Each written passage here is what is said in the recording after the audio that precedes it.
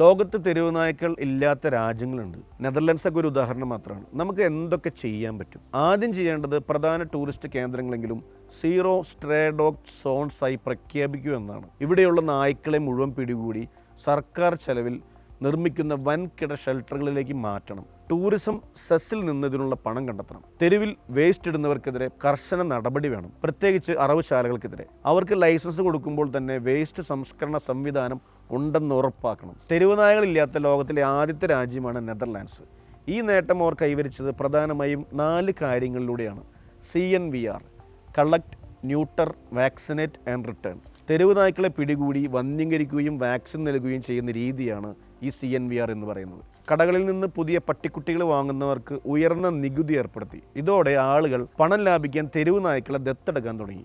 മൃഗങ്ങളെ തെരുവിൽ ഉപേക്ഷിക്കുന്നത് വലിയ കുറ്റകൃത്യമായി പ്രഖ്യാപിച്ചു. ഇതിനായി ആനിമൽ പോലീസ് എന്ന പ്രത്യേക സേനയെ തന്നെ അവർ രൂപീകരിച്ചു. ഇന്ത്യയുടെ അയൽ രാജ്യമായ ഭൂട്ടാൻ 2023 ഒരു ചരിത്ര നേട്ടം കൈവരിച്ചു. രാജ്യത്തെ മുഴുവൻ തെരുവ് നായ്ക്കളെയും വന്ധ്യീകരിക്കുകയും വാക്സിനേഷൻ നൽകുകയും ചെയ്തതായി അവർ പ്രഖ്യാപിച്ചു. സർക്കാരും മൃഗസംരക്ഷണ സംഘടനകളും ചേർന്ന് 14 വർഷം നീണ്ടുനിന്ന തുടർച്ചയായ യജ്ഞത്തിലൂടെയാണ് ഇത് സാധ്യമാക്കിയത്. ആക്രമണകാരിയായ നായ്ക്കളെ അവർ പ്രത്യേക ഷെൽട്ടറിലേക്ക് മാറ്റുകയും ചെയ്തു. തുർക്കിയിലെ ഇസ്താംബുൾ നഗരം തെരുവ് നായ്ക്കളെ സംരക്ഷിക്കാൻ സാങ്കേതിക വിദ്യയാണ് കൂട്ടുപിടിച്ചത്. ഫിജുഡോൺ എന്ന സ്മാർട്ട് വെൻഡിംഗ് മെഷീനുകൾ അവർ നഗരത്തിൽ സ്ഥാപിച്ചു. യാത്രക്കാർ ഈ മെഷീനിൽ ഉപയോഗശൂന്യമായ പ്ലാസ്റ്റിക് കുപ്പികൾ നിക്ഷേപിക്കുമ്പോൾ മെഷീൻ്റെ താഴെയുള്ള ട്രേയിലേക്ക് നായ്ക്കൾക്കുള്ള ഭക്ഷണവും വെള്ളവും വീഴും.